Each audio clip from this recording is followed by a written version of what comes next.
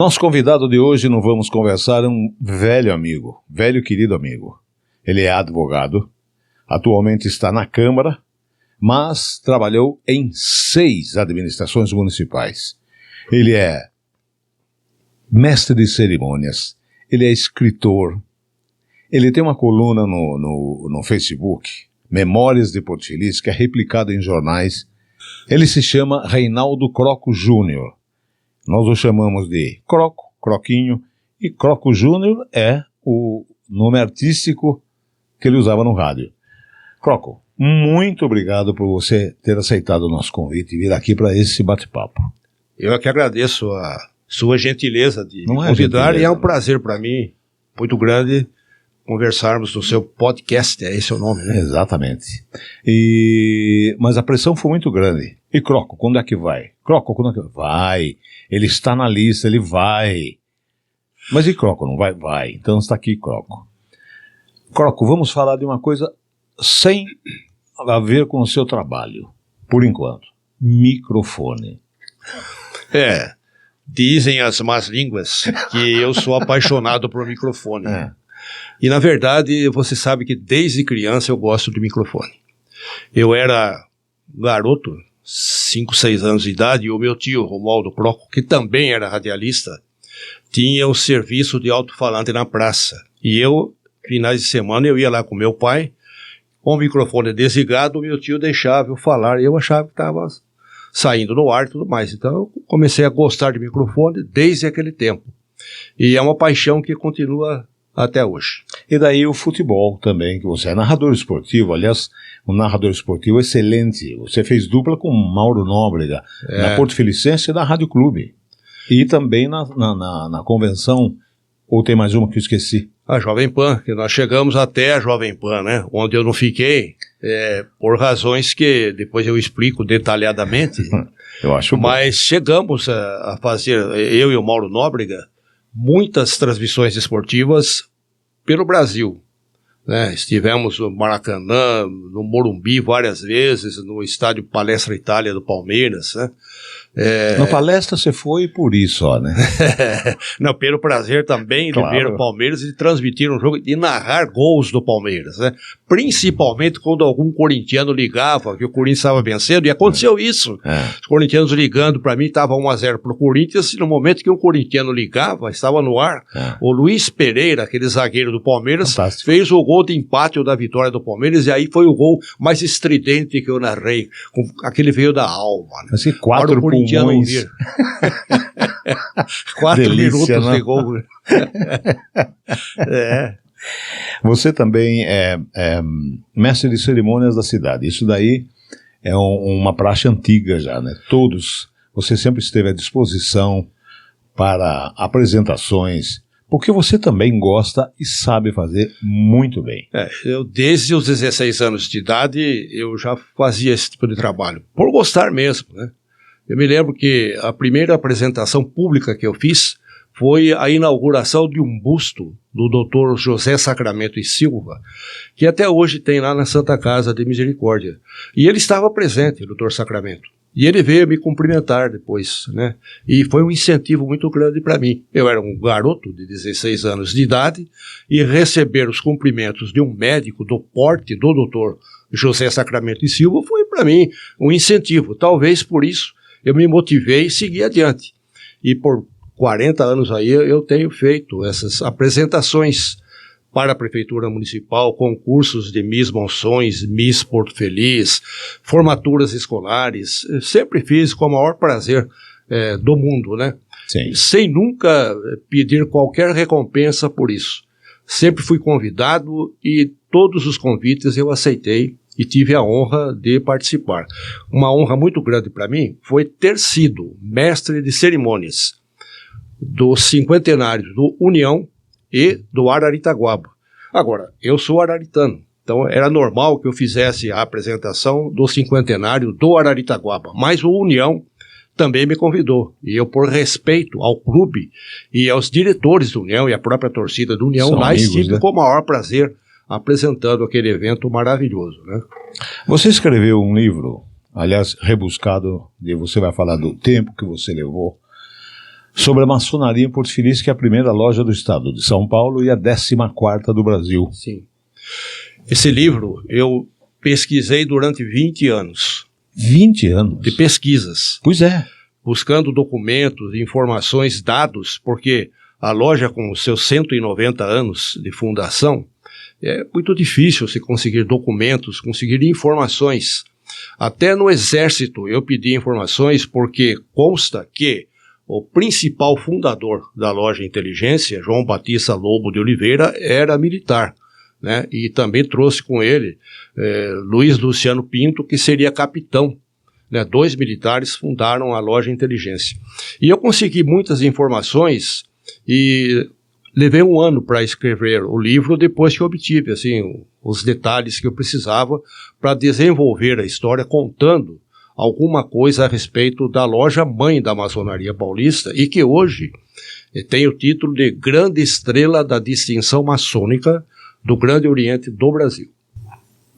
Voltando ao livro, ainda no livro, Croco, quantos exemplares foram vendidos, que eu sei que toda a renda foi destinada à Pai de Porto Feliz. Sim, quase 1000 exemplares. Ainda temos alguns lá na loja.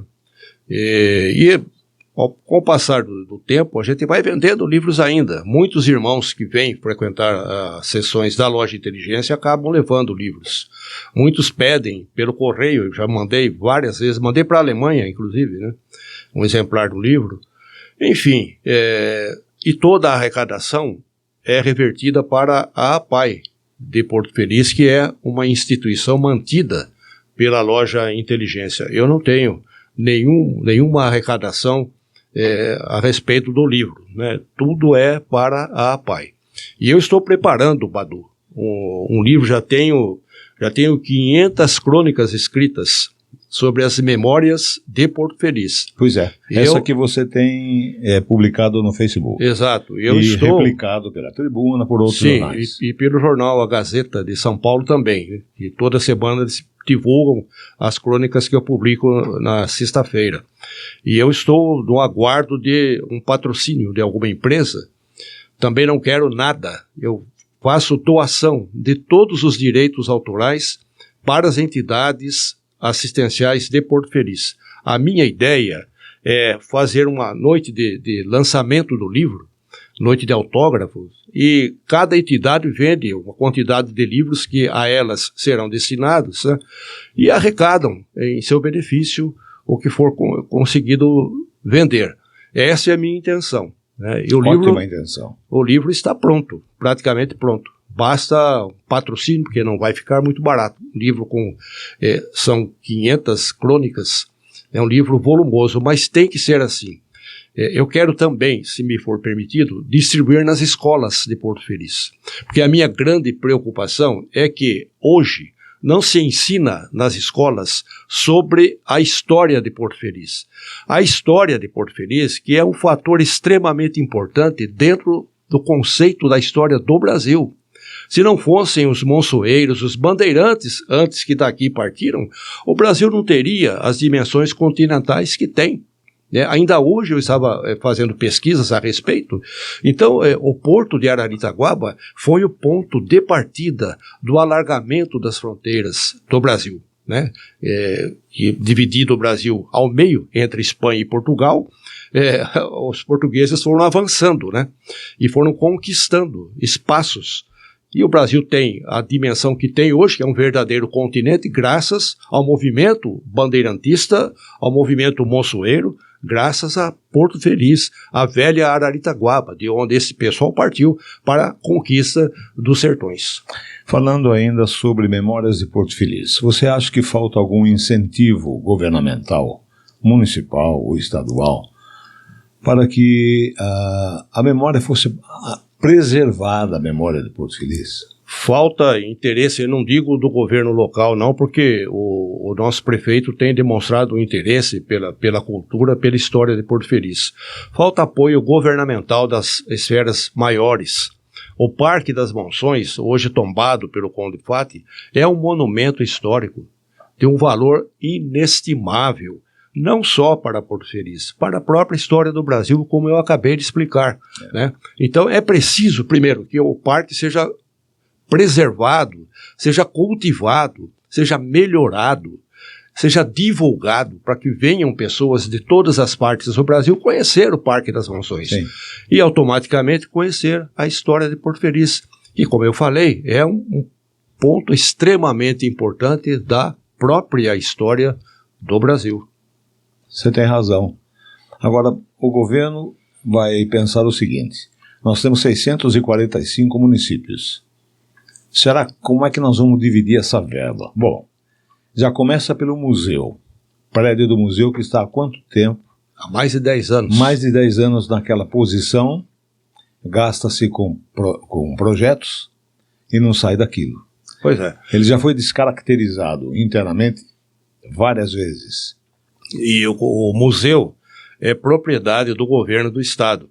O governo do estado comprou o prédio no ano de 1908, quando da fundação do Grupo Escolar Coronel Ismédio, que ali funcionou.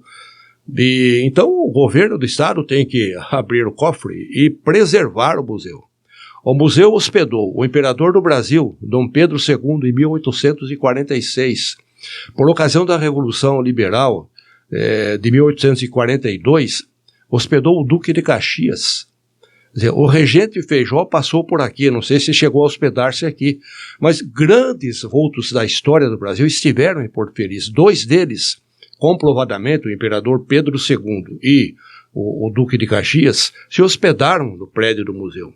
E aquele prédio está tristemente abandonado por falta de atenção, de cuidado, de respeito do governo do estado de São Paulo.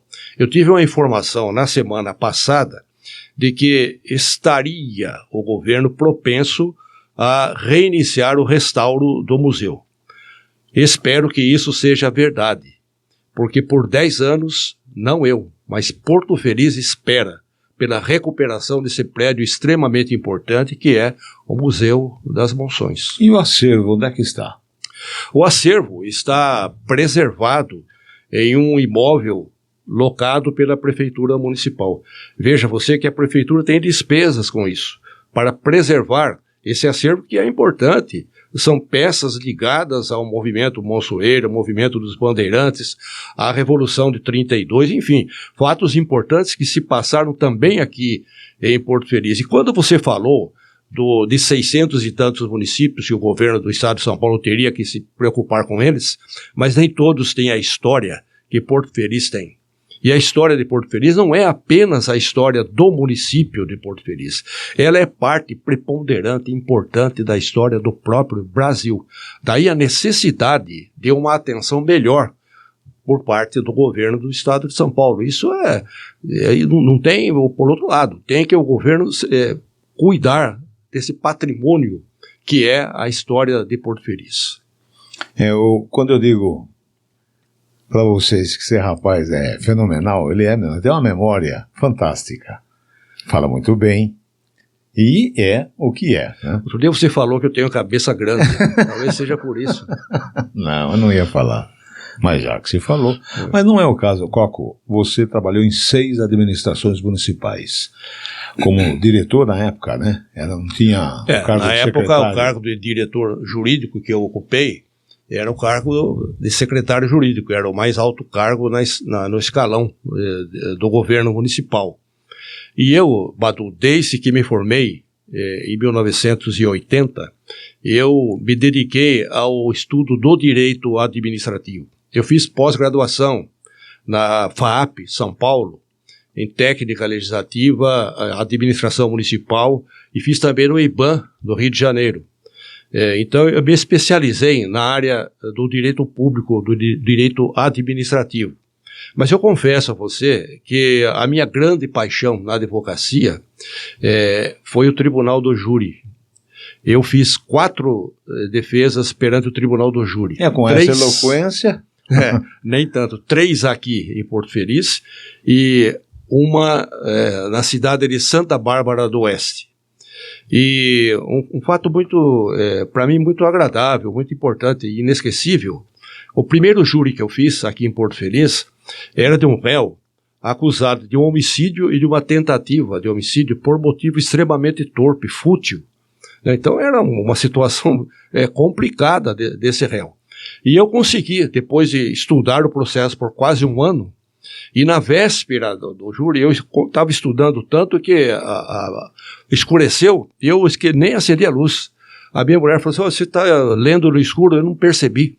De tanto que eu estava absorvido pela leitura do processo, procurando detalhes, que eu soube, graças a Deus, esmiucei bem, e consegui para o réu a pena mínima possível, né? E foi um debate muito bonito com o promotor de justiça da época, Dr. José Carlos Vilela, que depois se tornou muito meu amigo, e durante o meu pai estava na plateia, assistindo ao debate. E ele não sabia o que era um tribunal do júri, né? E ele achou que eu estava brigando com o promotor. E quando terminou o júri, eu fui cumprimentar o juiz, que era o doutor Pucci, doutor Antônio Carlos Moraes Pucci, que você conhece muito bem. E o meu pai, eu chamei o meu pai, apresentei a ele, e ele cumprimentou meu pai pela minha atuação, e o promotor veio em minha direção. O meu pai entrou na frente, abraçou o promotor e disse: não preciso brigar. Os dois trabalharam muito bem. Ele achou que era uma briga, né? O promotor falou: não, mas o que é isso? Eu quero dar um abraço pro seu filho. Afinal de contas, aqui é um debate. Meu pai, na inocência dele. Claro. Mas foi uma coisa que me marcou bastante, profundamente. Eu imagino. Agora, com esses prefeitos que você trabalhou nessas administrações, com quem você mais gostou de trabalhar? Olha, eu nunca misturei o meu trabalho com a política partidária. Até porque eu sempre falei e continuo dizendo, o direito e a política caminham paralelamente, né? O político não gosta de ouvir a verdade. Isso é geral. O político quer ouvir aquilo que lhe interessa, o que nem sempre o advogado deve falar. E eu não falava. Eu sempre falei aquilo que a lei mandava dizer, parece que cochichava no meu ouvido, né? Inclusive, eu depois vou contar um caso. Claro. Né? Mas mas eu não tenho, assim, como dizer que um foi melhor do que o outro. Não, melhor porque que eu quero dizer. Todos os prefeitos com os quais eu tive a honra de trabalhar, sempre me respeitaram, como eu também os respeitei, né? Então, eu só tenho a agradecer a todos eles. O que eu quero dizer, melhor para trabalhar, melhor de trabalho, um trabalho mais fácil, aquele que ouvia você. Um prefeito que ouvia antes de agir foi o professor Luiz Antônio de Carvalho Neto, o nosso conhecido Corneta. Ele, antes de tomar qualquer providência, ele sempre ouvia a assessoria jurídica dele, né?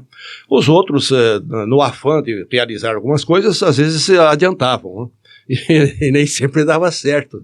Mas, enfim, de um modo geral, todos eles, eu me dei bem com todos eles e, como eu falei, só tenho a agradecê-los. Eu lembro que você começou na Câmara e hoje você retornou e faz parte do corpo jurídico da Câmara. Não aceitou o convite para continuar na administração. Por quê? Badu, 75 anos de idade, você sabe que eu me dedico de corpo e alma, né? Já cheguei num ponto da minha vida que eu tenho que desacelerar, né? Então na Câmara é mais tranquilo. E eu resolvi, agradeci o convite que me foi feito, né? Claro, mas resolvi continuar na Câmara Municipal, onde eu iniciei. Eu me formei em 80, iniciei na Câmara em 1981, e você muitas vezes fazendo a cobertura das sessões, né? Pelo jornal Tribuna das Monções, você participou com a gente lá de tantos e tantos acontecimentos importantes, alguns que até geraram processos, né? Exato. Não é verdade? Como é que foi isso? O processo foi quando um político conhecido aproximou-se do plenário e disse: o senhor, dirigindo-se a um vereador, o senhor está desautorizado a falar no nome do meu pai. O meu pai não foi banana nem ladrão. E aí, você, no afã de dar a notícia, semana seguinte, manchete de primeira página do jornal. Professor fulano de tal, 2 pontos. Aspas, meu pai não foi banana nem ladrão. O prefeito da época, sentindo-se injuriado com aquela matéria, processou o cidadão que havia dito aquela frase e processou também o jornal. E nós fizemos a defesa do jornal alegando que o jornal cumprindo o animus narrandi, que é a função do jornalista, apenas relatou um fato. Quem disse a frase não foi o jornal, e sim o cidadão. Aí, requeremos que o jornal fosse excluído da lide, e foi. Mas tempos depois, Vossa Excelência teve uma desavença, né? E voltou a sentar-se no banco dos réus. Até eu chamava de réu ad hoc, né? Não podia haver um banco que sentava, banco de réu. Sentava, deixe que outros sentem, não faça isso você. Já foi uma vez, agora saia, né? Mas aí fomos para o Tribunal de Justiça e por 2-1 eu perdi aquela causa para retirá-la outra vez do processo. E aí o processo foi até o fim.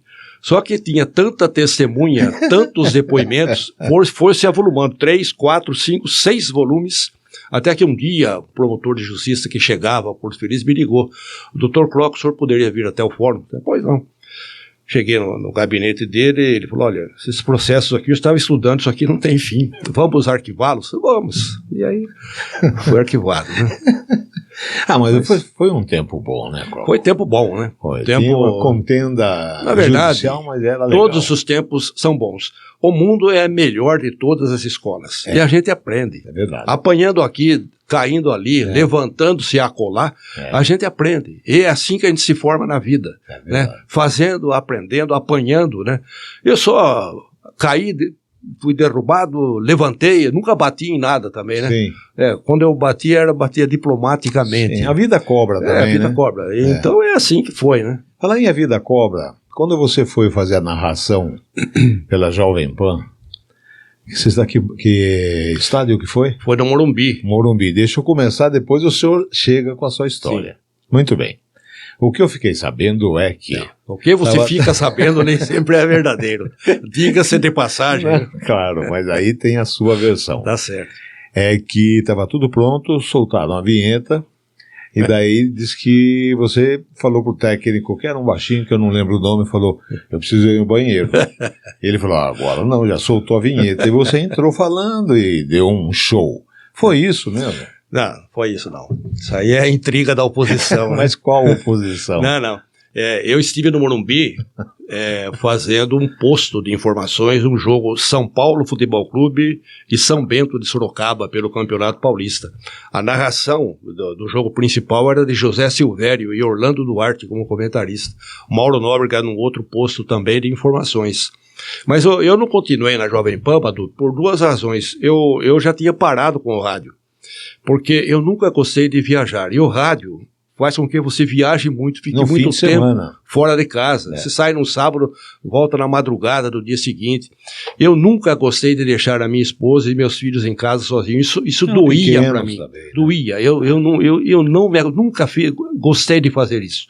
E eu tinha parado com o rádio. Já fazia alguns meses que eu não tinha mais atividade nenhuma no rádio. E aí, a convite do Mauro Nóbrega, do José Roberto Ercolim, nosso saudoso e sempre querido amigo, e do Nilson César, que começou conosco na Rádio Clube de Sorocaba, eu acabei indo para a Rádio Jovem Pan. Mas eu depois fiz esse posto aí, não teve nada de vinheta, isso é intriga da oposição, né? Mas aí eu resolvi que eu deveria continuar aqui. E se eu aceitasse o convite da PAN, eu tinha que me dedicar à Rádio Jovem Pan como um radialista profissional. Eu teria que deixar o meu cargo na prefeitura, que a minha paixão sempre foi a advocacia. E eu então resolvi continuar aqui, agradeci à Rádio Jovem Pan, liguei, falei com o chefe do departamento esportivo, não me lembro o nome dele agora, Carbone, não é? José Carlos Carbone. Falei com o Mauro, com o Nilson, falei com o Zé Roberto, expliquei para eles, eles compreenderam e eu agradeci muito à Rádio Jovem Pan pela honra que me concedeu de empunhar o microfone da PAN. Isso aí, para mim, é um motivo de orgulho muito grande. Né? E aí resolvi deixar o rádio definitivamente e continuar aqui em Porto Feliz, como faço até hoje.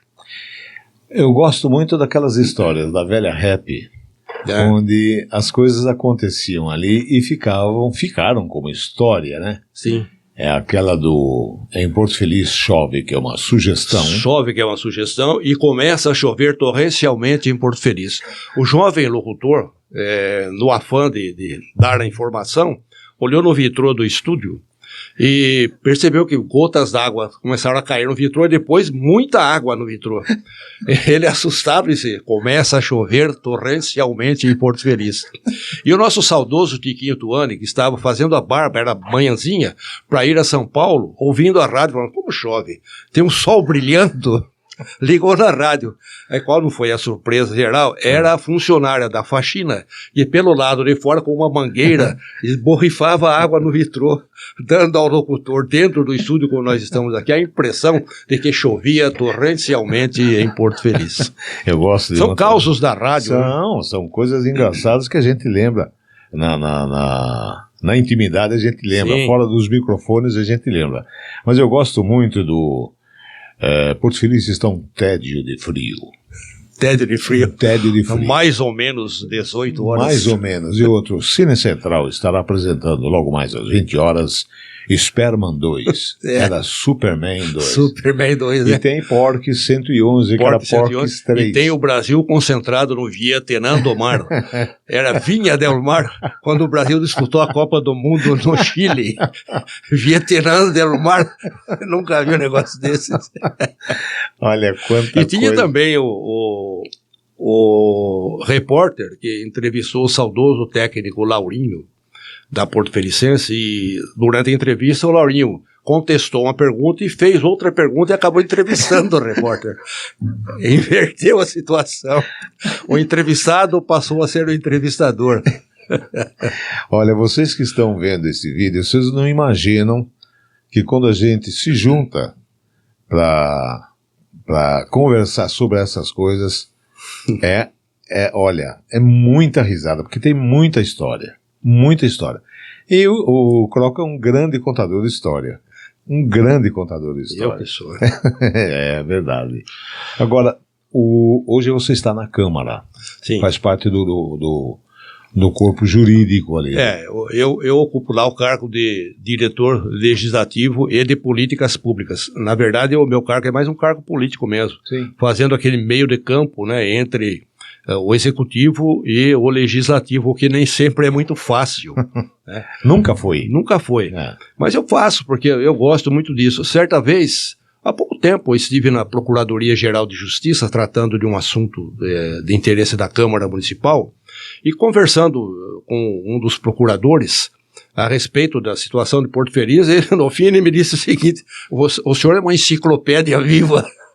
Mas não é pelo tempo de atividade no mas serviço eu podia ter público. esquecido, você não esquece. Você guarda muita coisa, né? Você guarda muita não, mas coisa. qualquer um que tenha vivência em qualquer ramo de atividade. Não, você é fora disso. Você guarda Você sabe isso, que eu não sou de estar elogiando falsamente. Você é fora disso. Você tem uma memória que é brincadeira. Não, eu agradeço a sua consideração, Não, mas não é. qualquer pessoa que trabalhe durante muito tempo É. num determinado local, ele domina aquele setor.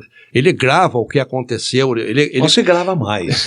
ele Você grava compara informação, o você passado com o grava presente, parada. ele pensa e projeta até o futuro, né?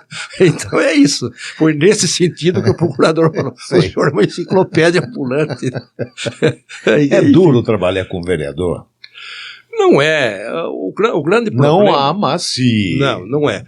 O problema é que isso aí é normal. Nem sempre o vereador conhece como funciona a Câmara Municipal, né? Mas tem legislaturas mais intensas, outras nem tanto, né? Mas, de um modo geral, aqui em Porto Feliz é tranquilo. Existem momentos acirrados, né? Como você conhece, tantos outros que já aconteceram, mas isso faz parte da política, né? E a Câmara é o parlamento, é o local onde se discute política. Você imagine, no caso de Porto Feliz, 11 cabeças discutindo política, tendo parte desses vereadores favoráveis e parte contrárias à gestão municipal, que é comum, natural. E cada um fazendo parte de um segmento social. Exatamente. Que é essa democracia. E cada um né? defendendo o seu interesse. Sim. Né? Por isso que o poder legislativo é o parlamento, é onde se discute. Voltando à Câmara Antiga, tem umas coisas que a gente lembra disso aí, que a gente viveu. Sim. Como é que era aquela história do vereador que levantou e falou, como disse o poeta, como é que foi a história? Conta. Ali foram dois vereadores, um deles usando a tribuna, mas isso já é um fato acontecido no passado. Bem passado. Frise-se muito bem isso. O vereador usando a tribuna citou um verso, como disse o poeta, e mandou o verso. O vereador que estava no plenário levantou a mão. Nobre colega, qual é o nome do poeta? Ao que respondeu o ocupante da tribuna. Eu não sei. Todo mundo fala o verso, ninguém fala o nome do poeta. Como é que eu posso saber o nome dele? São fatos que a gente grava. E você não quer que grave? Claro, tem que gravar uma coisa dessa. Né? Se você precisa. É inesquecível. Tem tantas dos anos 80. Né? Asfaltar uma rua atrás da Xadec, onde nem lobisomem não passa. Teve essa também, né? Como é que foi? Não, esse é um vereador que pleiteava pavimentação asfáltica para determinado bairro.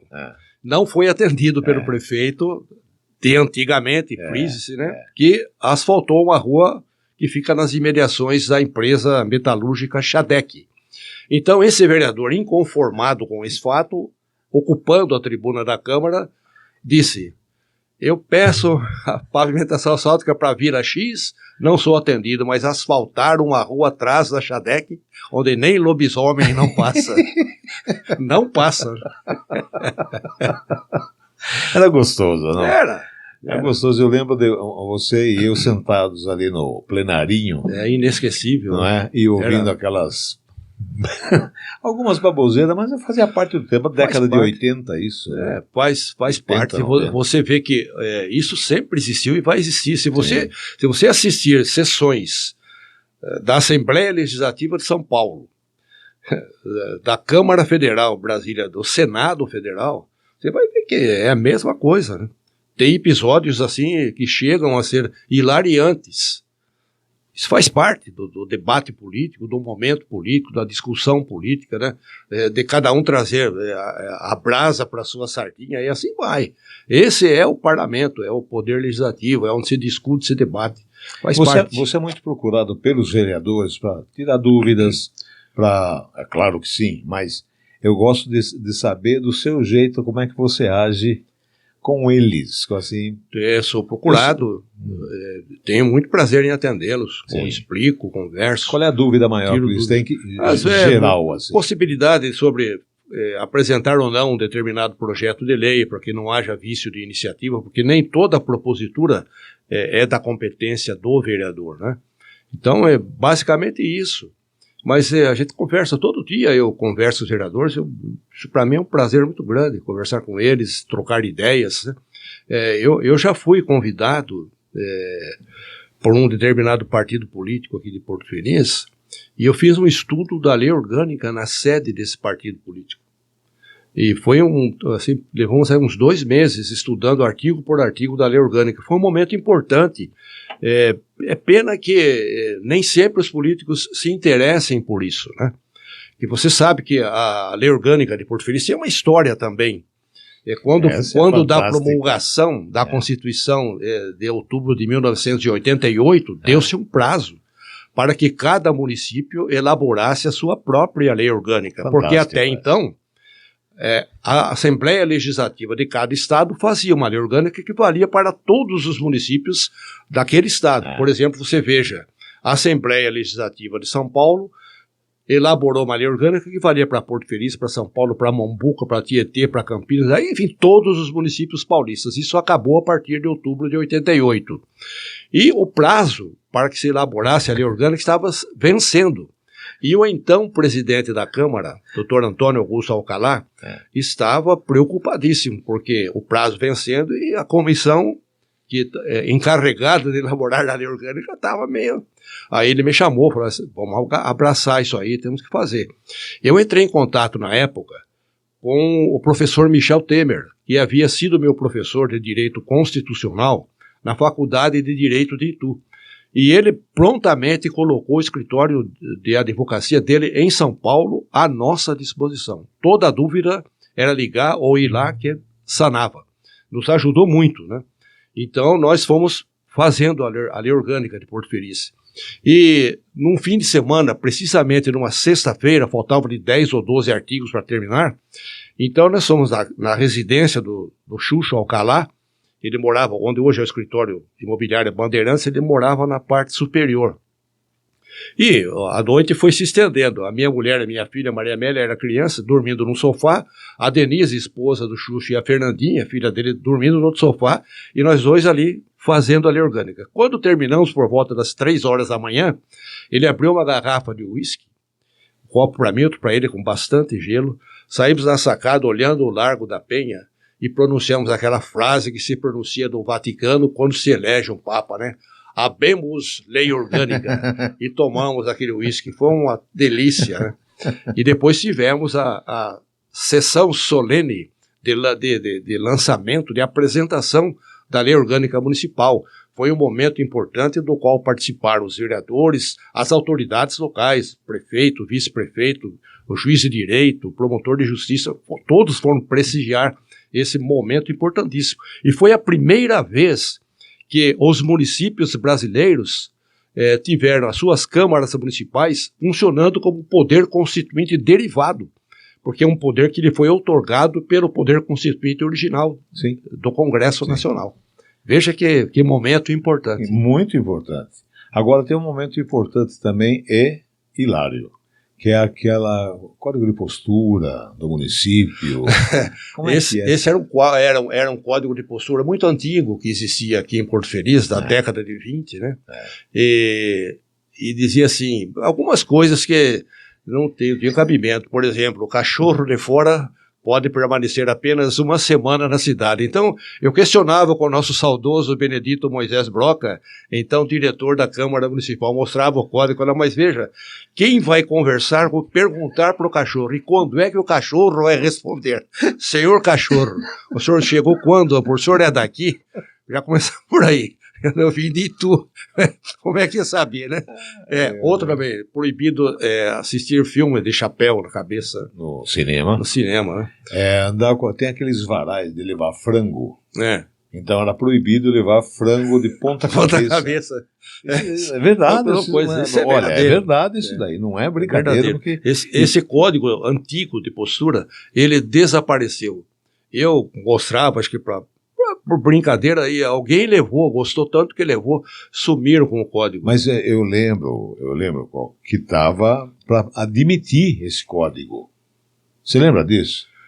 Que se não fosse a ingerência não tinha como. Não teria, seria impraticável, né? Não podia nadar de escafandro. Até hoje o cachorro não consegue responder. Claro. Não podia nadar de escafandro no Rio Tietê. É proibido. Quem é que vai usar escafandro? Se for caçar peixe com a mão. Criar pomba no telhado. Pomba no telhado.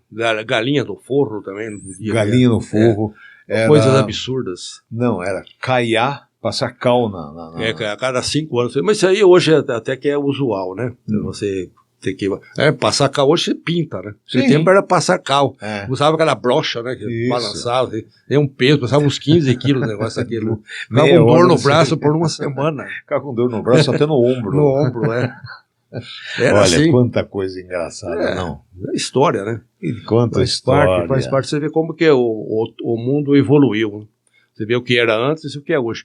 Mas a gente relembra esses fatos, mas uma coisa é inegável. Esses velhos tempos eram poéticos. Verdade. Sabe? Eram de uma sinceridade, de uma inocência toda a prosa, toda a prova. Concordo. Coisa fenomenal. Veja, o nosso saudoso Castum, vou contar essa história aqui, um fato curioso. O nosso saudoso Castum era brincalhão e gostava de brincar, aprontava as dele também. E o nosso saudoso Pedro Paulo de Oliveira, para brincar com o Castum, durante uma madrugada, mandou construir uma parede na porta de entrada da casa do Castum. Quando ele foi abrir a porta, não abre. Como é que ele ia sair da casa? Tinha uma parede na porta da casa. Era uma brincadeira que era uma coisa inocente, né? Isso se fazia muito. Né? Quando ele passou com o Ford 29 sobre uma poça d'água. Isso, ele sujou o terno branco. Sujou um terno branco de um cidadão ilustre de Porto Feliz. E ele foi? Ele não pensou 2 vezes. Ele seguiu com o Ford, foi parar em Santos. E ligou 2 dias depois. Peço desculpas, estava em Santos. Mas, claro, não quis correr risco. Dessas crônicas que você faz, tem muita coisa engraçada. Tem a parte histórica, mas tem muito causos de Porto Feliz, né? Lembra um aí fantástico, porque todos são mais um deles só. Tem tantos e tantos casos. Eu pensei em ter eu até agora na exposição que o Bruno Mendonça fez ali no Salão Nobre da Secretaria da Cultura de Porto Feliz, e o caso do político do tambor. Isso é recente, né? Isso eu lembro. É o político do tambor. Não é tão recente, não. É, um sujeito candidato a prefeito, né? E ele passando por um bairro, viu uma aglomeração na chamada venda do bairro, o pessoal tomando uma cervejinha, ele viu um tambor, ele subiu no tambor, aí começou a fazer discurso. Até que foi saindo um, saindo outro, ficaram dois. Olha, vocês são de parabéns. Vocês têm interesse pela cidade, se interessaram pelo meu discurso. Eu estou falando uma coisa que eu vou fazer quando eu for prefeito da cidade. Nós não é, moço. É que nós somos donos do tambor. Espera o senhor descer para levar o tambor embora. Então, são causos. E esse é caso verídico, viu, Baco? Sim. Eu conto, o pessoal ri achando... Não, a gente sabe até quem é o político. Sim, não vai falar, é um claro. causo, entre aspas, verídico. É, verídico. Mais um. Olha, rapaz, são tantos, né? São tantos. Se eu lembrar assim, de momento, tantos. E aquela veia de cantor que você tem? Não, isso é a invenção do maestro Gilson Marinoni.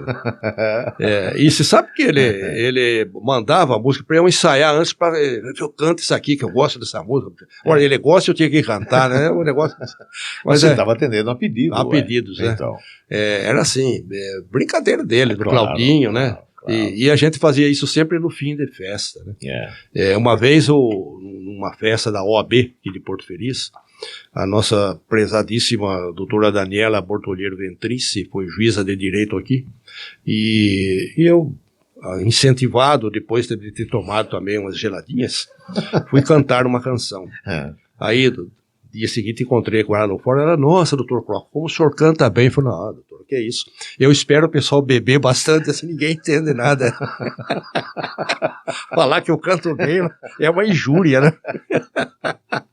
Ai, quanta história. Mas tudo brincadeira, né? Eu acho mas que conta vale que você estava atrás de dois irmãos na calçada e os dois irmãos conversando na frente. Como é que é? Quando assim, você precisa parar de beber. Como parar de beber? Você bebe, fica falando bobeira. Falei bobeira assim uma vez, né? Quer dizer, é uma expressão típica do Porto Felicense, né? Bobeira, falei bobeira seu, né? Mas isso aí é interessante, chega a ser engraçado, mas é bonito porque é o modo de falar do cidadão do interior, né? Sim. Eu escrevi até uma crônica sobre o dialeto caipira de Porto Feliz, né? Você lembra alguma coisa? Não me lembro. Isso é coisa desse tipo, né? Sim, mas Porto Feliz tem uma característica, né? Não é igual Sorocaba, não é igual Piracicaba, não é igual Tietê. Na origem de Porto Feliz, imagine a velha Araritaguaba. Quanta gente, estrangeiros passaram por aqui, africanos, ingleses, né? Passaram por aqui, é uma miscelânea. O Brasil é uma mistura de povos. Sim. Porto Feliz é mais concentrado ainda. Né? Então esse dialeto caipira de Porto Feliz é peculiar. É coisa de Porto Feliz mesmo. É interessante. Essa bobeira seu é sui generis. Porto Feliz tem mais palmeirenses do que São Paulino e corintiano? Eu afianço que tem. E sempre teve.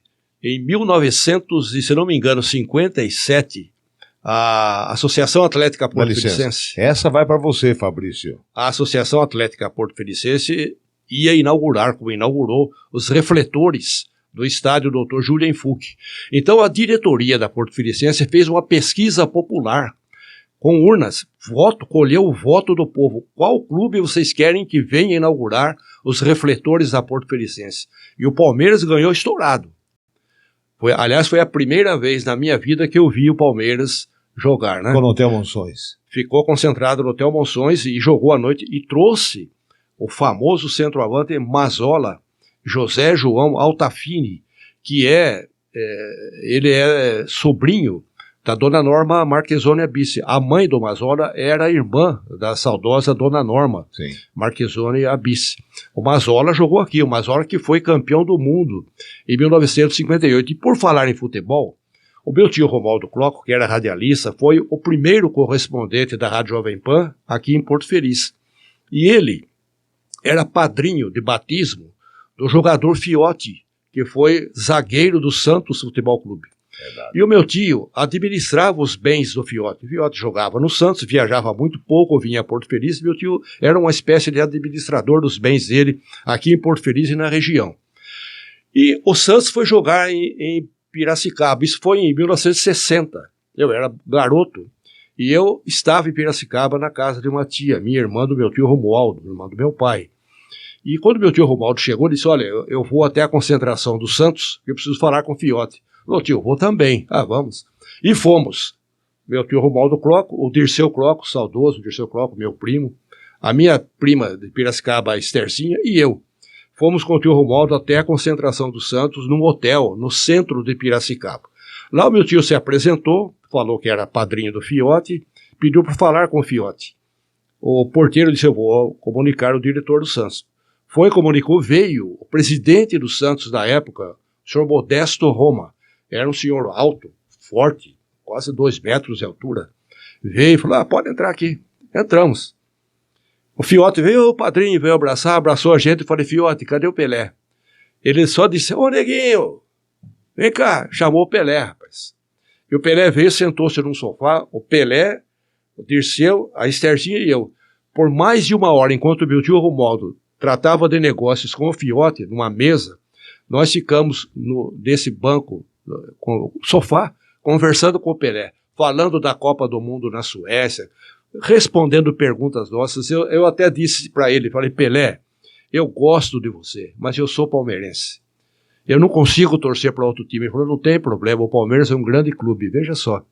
Então eu sempre fui fã do Pelé, e era comum um moleque, um garoto na minha idade, naquele tempo, torcer para o Santos, que era o maior clube do mundo.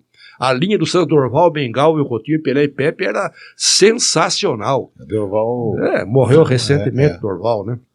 E aí, à tarde, nós fomos ver o jogo, Santos e 15 de Piracicaba, eu e o Dirceu. E a minha tia, que era quinzista e São Paulina, não gostava do Pelé.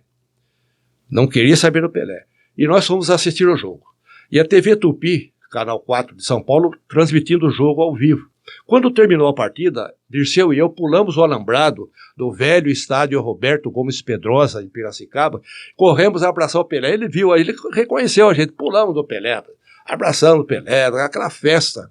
E minha tia vendo na televisão. Quando nós chegamos na casa dela, rapaz do céu. Não tem janta. Tomou uma raspada, rapaz. Porque ela não gostava do Pelé, né? Que falta que um fotógrafo ali, não? Pois é, naquele tempo você não tinha celular, né? Para tirar uma fotografia não tinha, né? Falar nisso, o que você acha da tecnologia hoje? Eu acho que é extremamente importante, né? Hoje... Você se adaptou bem? Apesar relativamente da idade? Bem, né? Porque a idade não quer dizer nada. Não, relativamente bem. Até fecha o computador, o celular, né? Sim. Apanha um pouquinho, mas vai. Tem que ser assim, senão você fica parado no tempo. Mas como você bem falou, pena, eu podia ter registrado esse momento com o Pelé por mais de 1 hora de conversa, né? Tirado foto, ser gravado. Hoje seria histórico, mas eu não tenho, nem fotografia, nada. Eu vejo às vezes, no YouTube tem os lances de gol dessa partida, foi, me parece, 7-2 pro Santos, né? Só? Depois de estar perdendo no primeiro tempo por 1-0, 2-1, qualquer coisa assim, foi 7-2, o Pelé marcou muitos gols, né? E foi um sucesso. E o time do Santos era arrasador, né? Era fantástico. Fantástico. Tinha o goleiro Laércio, Gilmar, né? Foi campeão do mundo também. O goleiro Laércio, que era de Indaiatuba.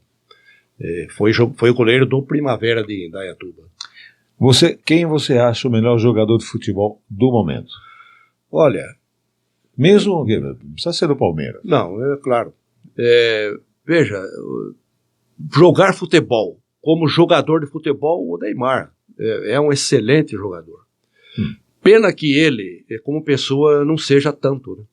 Então o Neymar faz mal a ele mesmo. Ele não vai conseguir nunca ser o melhor jogador do mundo, como foi o Rivaldo por 5 vezes, o Ronaldinho Fenômeno, o Ronaldinho Gaúcho, né? O Kaká. O Neymar até hoje não conseguiu e dificilmente conseguirá, porque ele tem desarmonia entre a sua vida particular e a sua vida como jogador de futebol. Então, não obstante ele seja um grande jogador, ele fora de campo, ele é um mau exemplo, um péssimo exemplo, ele tem mau comportamento, a imprensa, a crônica esportiva não o suporta e nem mesmo os jogadores da seleção. Isso aí, infelizmente, ele é assim. Mas ele é o melhor jogador para você? Ele é, grande jogador. Maçonaria, Croco. Maçonaria porto-felicense, maçonaria paulista, maçonaria brasileira. Como é que nós estamos hoje? Não há como se falar sobre maçonaria, principalmente em São Paulo e até no Brasil, sem que se fale sobre a Loja Inteligência de Porto Feliz. A Loja Inteligência, como eu já falei no início da nossa conversa, ela é a número 14 de todo o Brasil e ela é reconhecidamente pelo Grande Oriente do Brasil, a mais antiga do estado de São Paulo. Ela é a loja mãe, a célula máter da maçonaria paulista. E esse número 14 que ela tem, foi dado à Loja Inteligência no ano de 1832, um ano depois da sua fundação, diretamente pelo então grão-mestre do Grande Oriente do Brasil, José Bonifácio de Andrade e Silva, simplesmente o patriarca da independência, diretamente ao venerável mestre da Loja Inteligência, João Batista Lobo de Oliveira. E quando a loja resolveu deixar a grande loja do estado de São Paulo e filiar-se ao Grande Oriente do Brasil, nós tivemos uma reunião com os dirigentes do Grande Oriente do Brasil, focando esse fato histórico, juntando os documentos dos quais nós dispunhamos, e eles garantiram que, voltando a loja para a sua origem histórica, seria restituído à loja o número 14, como efetivamente foi. O então grão-mestre do Grande Oriente do Brasil veio especialmente de Brasília a Porto Feliz, desembarcou aqui em Campinas, no aeroporto, nosso pessoal foi buscá-lo, e ele veio a Porto Feliz trazendo a segunda via da Carta Constitutiva, dando à Loja Inteligência de Porto Feliz o número 14. Né? Então é a 14ª loja de todo o território nacional. Isso é histórico também, faz parte da história de Porto Feliz. Né? É verdade. Você nunca pensou na vida pública? Olha, tudo tem história, né? Certa vez o então candidato ao governo de São Paulo, Paulo Salim Maluf, eu acho que o senhor estava presente nesse momento memorável, né? A Câmara Municipal lotada, Maluf foi recebido no plenário da Câmara. E eu, não sei quem inventou isso, fui apresentado como presidente do Comitê Suprapartidário de Apoio a Paulo Maluf. Isso não existe nem na Suíça, mas aqui em Porto Feliz disseram para o Maluf que existia. E eu tinha fraturado um braço, tinha tirado o gesso, estava com o braço meio duro, não podia esticar muito o braço, eu tinha muita dor, né? Enfim, aí eu tive que usar a palavra. E me empolguei e falei. Né? E Maluf ficou empolgado.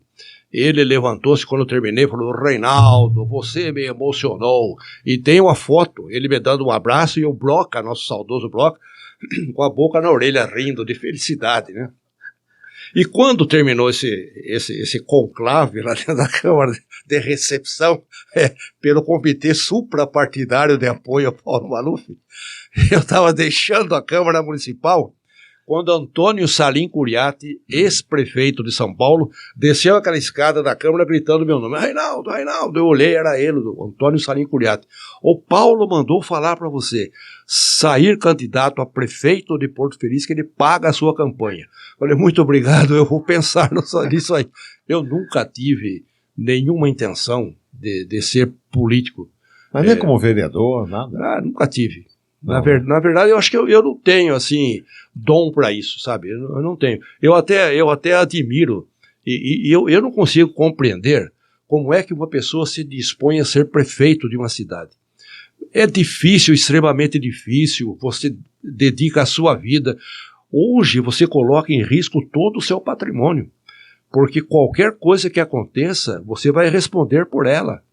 Então é difícil, e eu tenho esse pensamento comigo há muitos e muitos anos. E certa vez, O Dr. José Roberto Nalini, que na época era presidente do Tribunal de Justiça do Estado de São Paulo, Sim. publicou um artigo que foi republicado aqui pelo nosso jornal Tribuna das Moções, Sim. onde ele fala exatamente isso, que ele também não conseguia entender como um cidadão tem coragem de ser candidato a prefeito de uma cidade. É extremamente difícil esse cargo. Não obstante, seja importantíssimo. Sim. Né? Mas Alguém precisa ser, né? Precisa, mas eu nunca tive, assim, eu não tenho dom para isso. Eu me lembro muito bem de Luiz Alcalá. Sim, um que grande precisou, homem. E um homem, pai de um grande amigo, irmão Sim. nosso. Ele praticamente perdeu metade dos bens dele para manter algumas coisas aqui em Porto Feliz. Você veja, e essa dificuldade vem ao longo da história. Você pesquisa os prefeitos da história administrativa de Porto Feliz, todos eles tiveram muito sacrifício, né, para o desempenho dessa nobilíssima função que é governar o município. É claro que é uma honra para quem o faz.